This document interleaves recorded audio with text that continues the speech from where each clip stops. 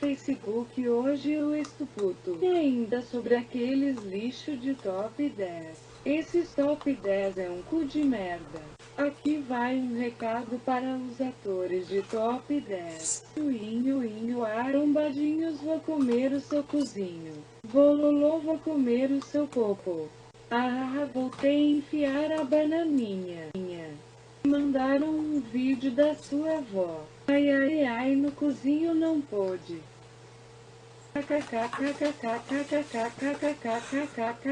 Que velha safada. Na moral, vai dar o Tobinha. Agora parece que pararam de fazer, depois que alguns já tomaram muitas baicudinhas no cu, socos no dente e roladinhas no queixo.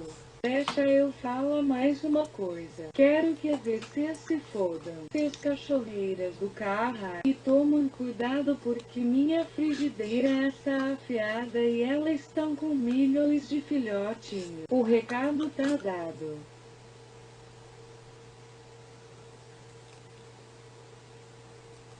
Fala o Facebook, curte e compartilha.